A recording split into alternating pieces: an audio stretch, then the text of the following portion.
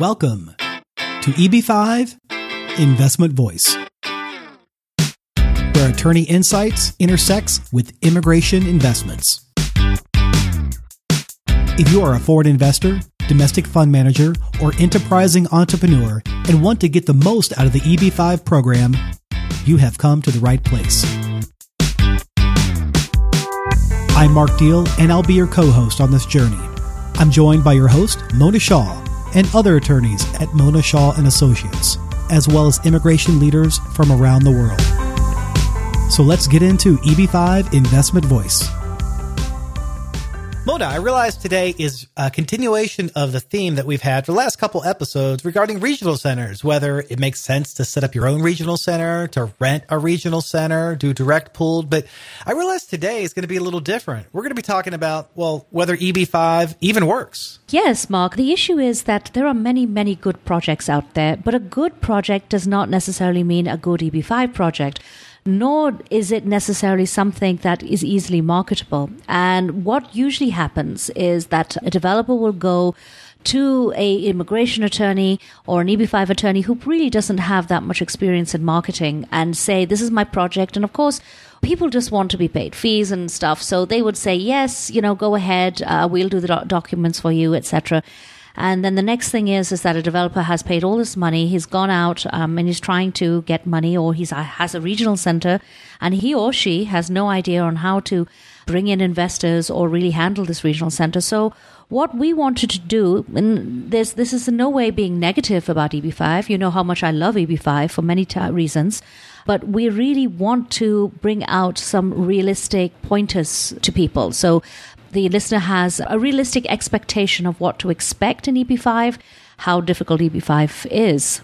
I could appreciate that. And I would think that the people listening could also appreciate it, because obviously somebody could come to you and say, hey, I want to set up a regional center. And sure, you could take their money and do all the steps necessary to create the regional center so it's all set up for immigration purposes. But do they really have the marketing backbone to bring in investors, or does it even, work for that? So exactly. I appreciate that you're jumping in and say, hey, look, EB-5 is not right for everybody. So let's clear that up. Well, there are two types of people that we are going to really have on this show. One is somebody who's a developer and has an amazing project, but did not want to put up his own regional center. So we wanted to explore just how he's basically his frustrations and his experiences in the EB-5 market, although it's still early days for him.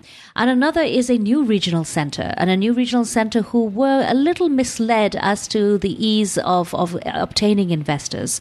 So we were bringing out two different point of views. Again, I don't want anybody to be completely negative and put off EB-5, but these are experiences, and there are ways of going around certain experiences as well. Agreed. And to help us with that today, I know we have Mordechai Lipkis, who's an experienced developer, but new to EB-5. Hi, Morty. Hi.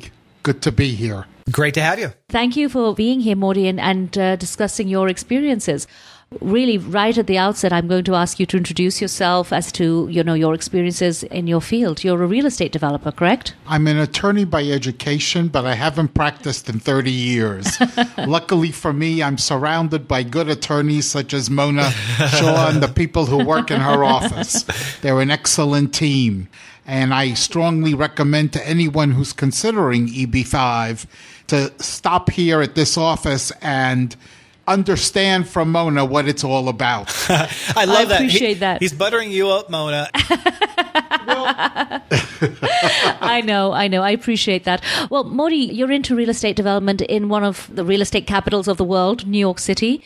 You have an excellent project. I'm going to talk about your project in a moment, but how were you introduced to EB-5?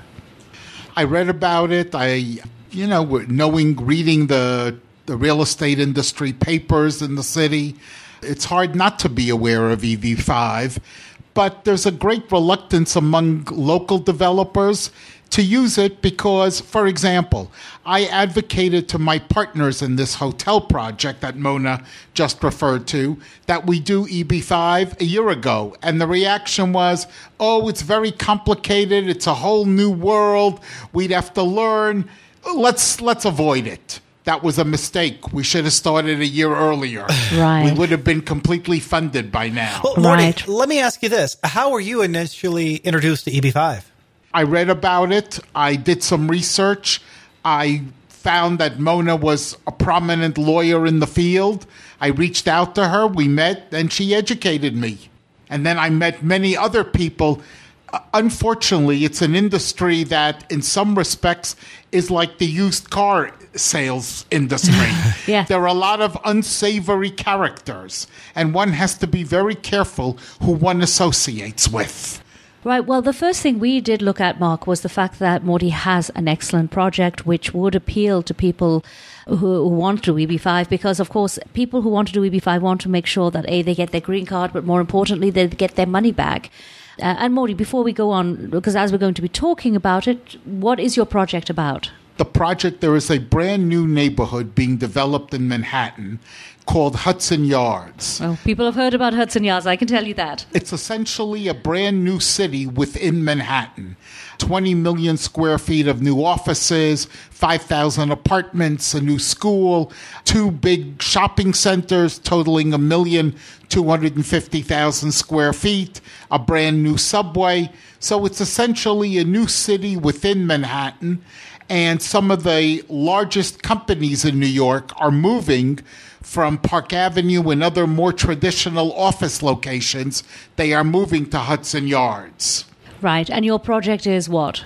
To develop a 220-room Marriott hotel, part of the Autograph family, which is an upscale brand. And we are located smack in the center of Hudson Yards. Right. So after hearing about Related and all of the EB-5 races, you were pushed in a way, but you were persuaded, how we can say, that you would go for EB-5. So correct. I want you to tell our listeners a few of your frustrations in EB-5 thus far. I know we've really started and you've been to China a few times and you've been talking to investors, but what do you think is the hardest part for you? As I said, there are many unsavory characters in this industry. People who give you the impression that if you associate with them, the money will flow easily and quickly. No, EB-5 requires marketing of your project. I've been to China now twice to do that, and I just returned from 3 weeks in China, and I'm very glad I went because no one can market your project like you. That's you right. can think you're sending intermediaries who are well-intentioned, but nobody knows the project like you. And when the agents meet with you directly, I see it makes a big difference. And I now have maybe 100 agents on my WeChat, and I communicate with some of them on a daily basis. And that face-to-face contact and that developing the interpersonal relationships is essential to marketing the project. So what you're saying basically is that people who go into EB-5 should understand it's a lot of hard work. Correct. Right. Good results, but you have to work for it. Well, that's with most things in life. But what has been frustrating for you? Well, doing just one project as my first EB-5 project, it's been hard to get the attention of some of the larger immigration agents who want to work only on the very, very large projects or who want to work only for the very big developers who have a constant flow of projects. So I find myself having to work more with smaller agents. Smaller agents means needing to work with more agents to achieve the number of investors that I need. Right. And you've met with a number of direct investors who have come to see your project. And how have you found that? Have you found that they just easily fall in, or? It's been difficult. And I can understand that because you're asking people to invest in a foreign country with somebody they don't know. Yeah. It's a very frightening prospect. Luckily, today with the internet, everyone can go on the internet and discover that Mordechai Lipkis is a very boring person. He's never declared bankruptcy. He's never defaulted on anything. He's never been to jail. So luckily, on the internet should help a little bit.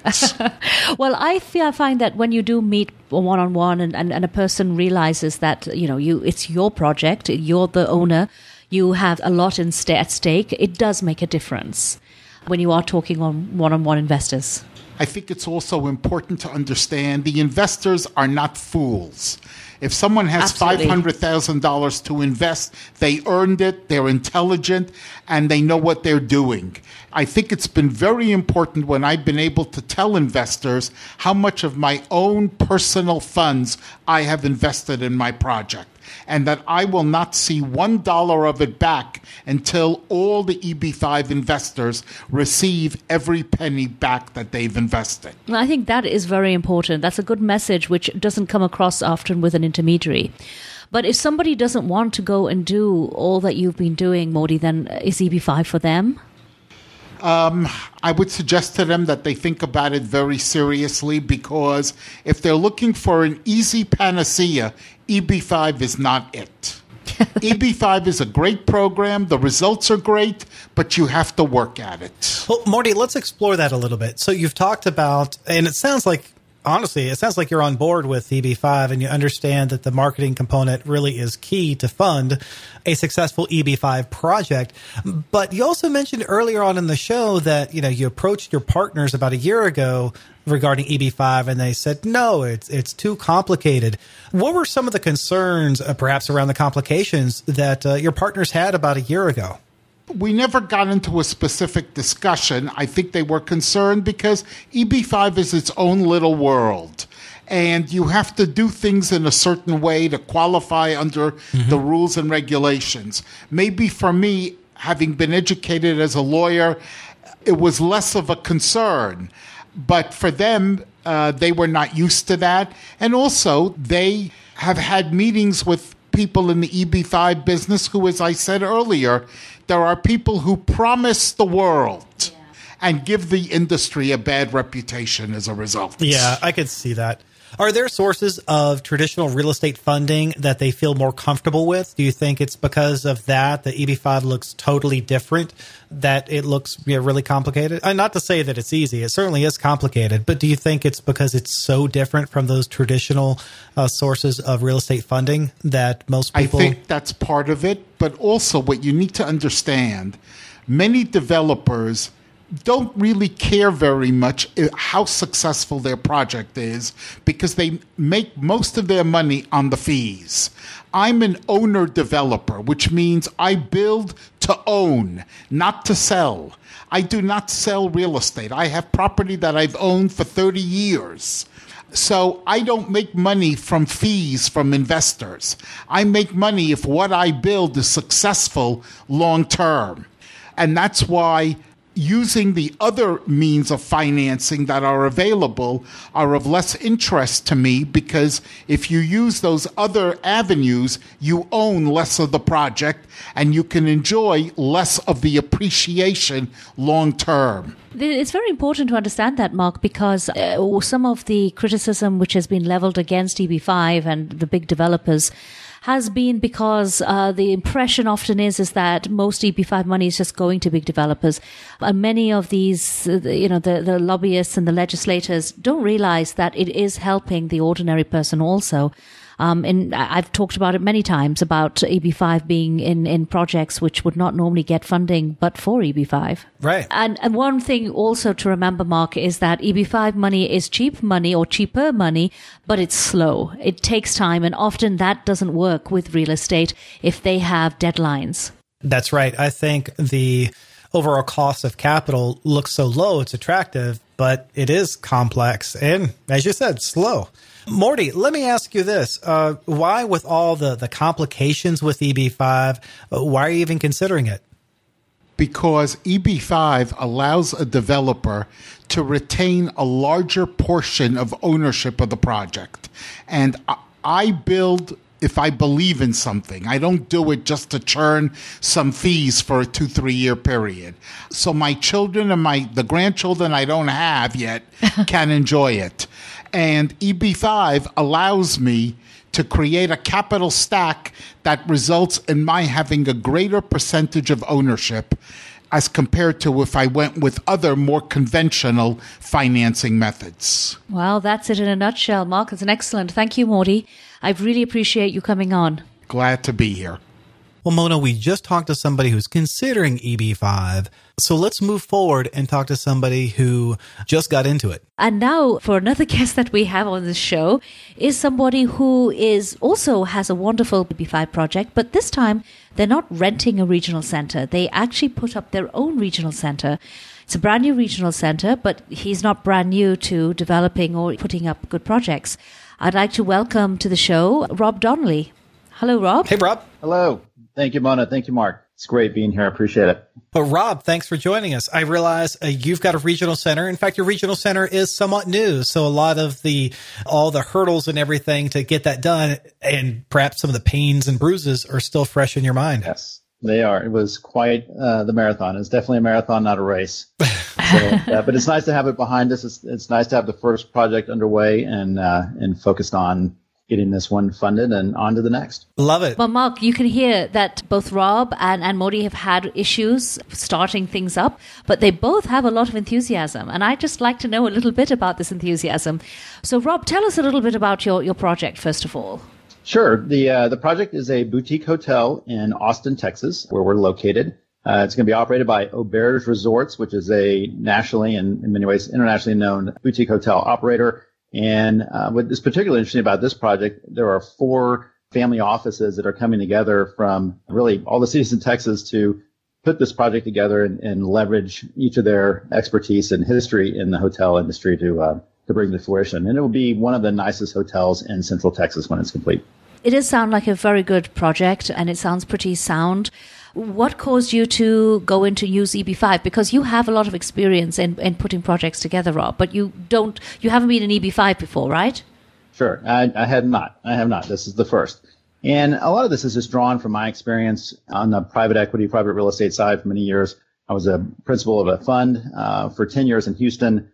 I've been in Austin for 10 years doing a series of one-off transactions with family offices and other investors. And EB-5 was brought to my attention about 3 years ago when I started this process. And specifically, it's a unique tool that fits a very special role in the capital structure and in the financing of real estate projects. As you know, we have all the traditional tools of bank finance and equity finance and even private mezzanine debt finance that's a little bit more expensive. And EB-5 fills a very specific niche on being a little more developer friendly, lower cost of capital to the project, which really enhances the equity returns. And so once I looked and I saw and learned more about what the program was about from an economic standpoint, it certainly made a lot of sense to try and make use of that in some of the projects we were working on.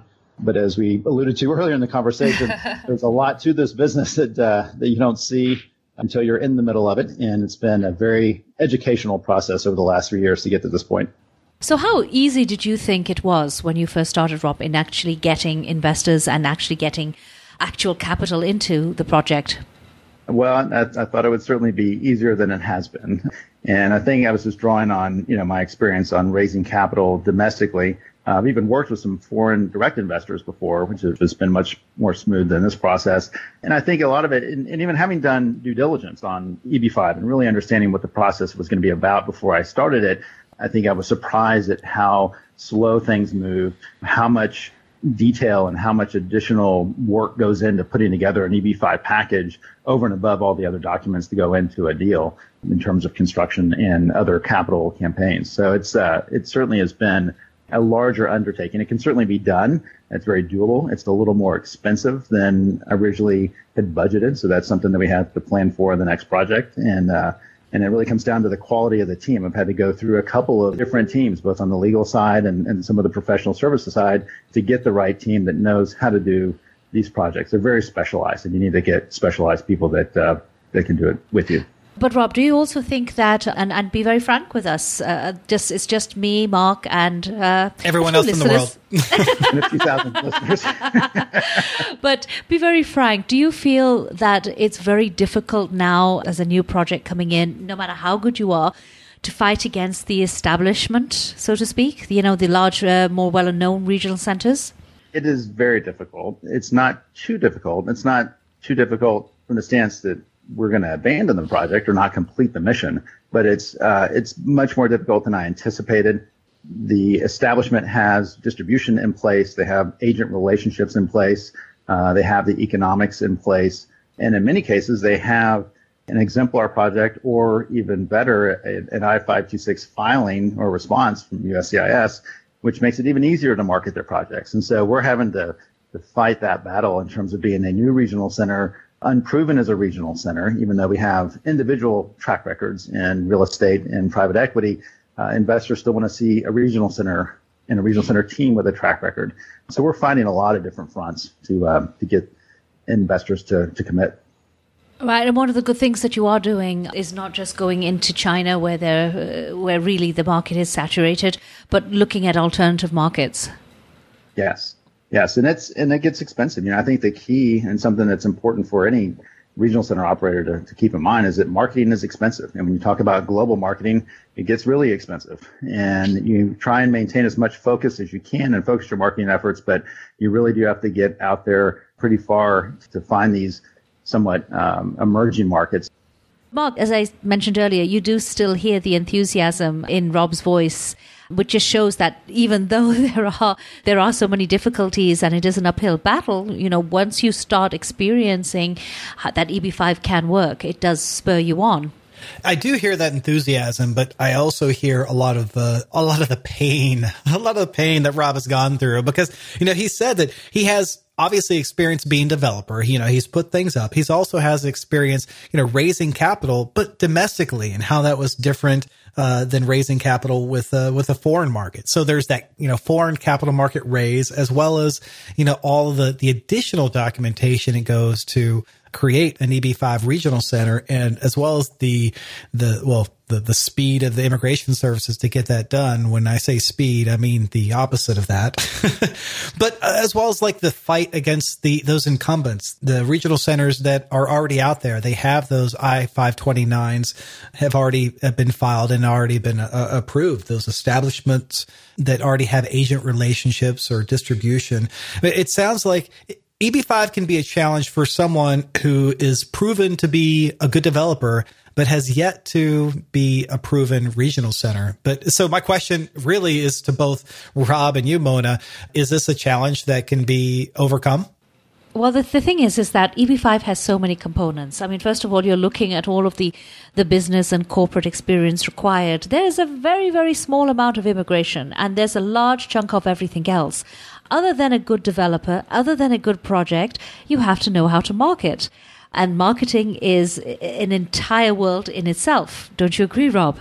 It is. It absolutely is. And it's different marketing to an EB-5 investor than any other kind of investor on the planet, because they're making both an investment and an immigration decision. And they're making a big lifestyle decision in many cases. And so they are not just wrestling with the economics of the deal. They're not just looking at the return on investment. In this case, obviously, it's a very low return on investment, but they're looking at a lot of other factors that relate to them personally and emotionally.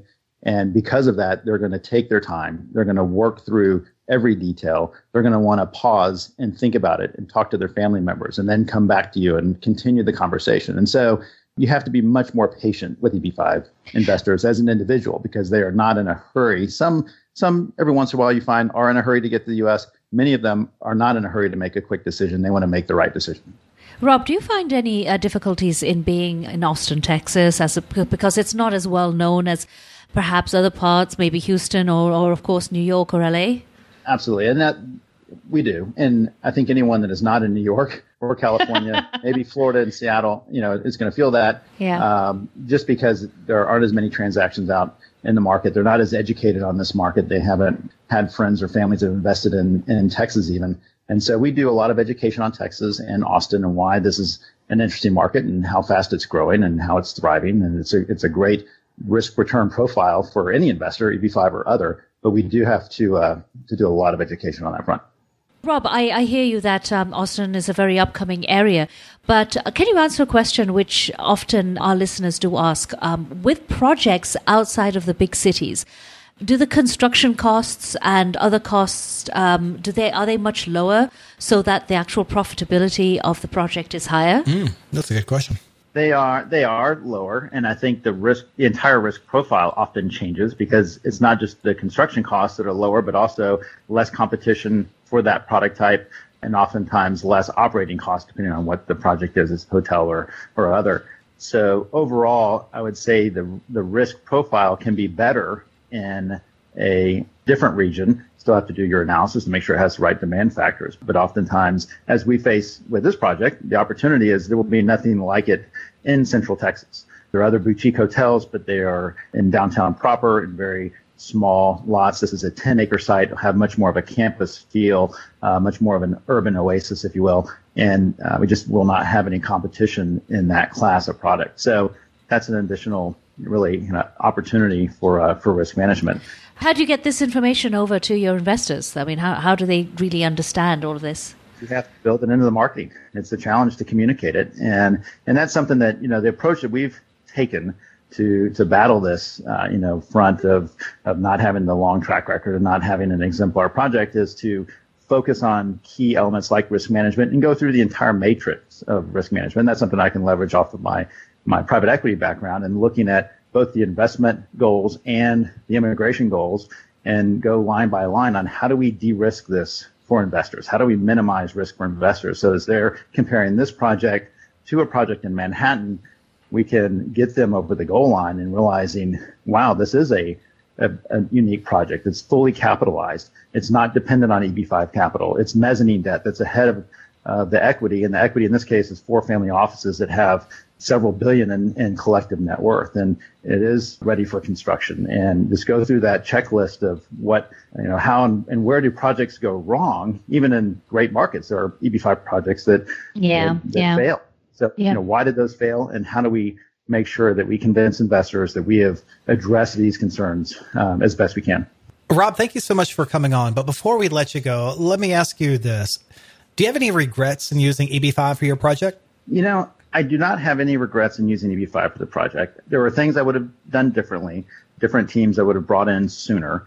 We are closing investors, and we're seeing the fruits of our labor over the last few years and the benefit from that to the project, and we'll continue to see that as we close this out. So no regrets in pursuing EB-5, definitely things I would have done differently, which we all would do with the benefit of hindsight, but no regrets. I think EB-5 is a valuable resource both for U.S. developers and for the families that we serve, and I look forward to many successful projects ahead. Thank you for that. Mona, a strong team, a team. Have we heard that before? I love it. Not to promote anything else that we talk about on the show, or perhaps even the people on the show. Well, Mark, you have to say though, the experience really does matter in this industry, and a mistake can cost a project, and it can cost an investor millions, a lot of money. Well, it sounds like Rob has caught it. Maybe it's cost some money, but it hasn't cost the project yet. So, Rob, I'm glad you've identified and corrected that as quickly. I appreciate it. And I really appreciate being on the show. You guys do great work. Thank you. Thank you, Rob, for coming on. Thank you. Thank you for being with us today on EB-5 Investment Voice. The topics presented in this podcast is informational in nature and is not to be taken as specific legal advice.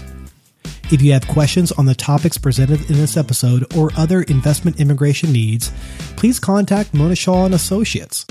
Mona and her attorney staff can be reached at mshawlaw.com. That's mshawlaw.com. Make sure you don't miss our next episode focusing on a different aspect of the EB-5 program by subscribing to the podcast. While you're at it, leave us a rating on iTunes. If you really found this episode valuable, share it with someone else that could benefit from this information. Until then, I'll see you on the next episode of EB-5 Investment Voice.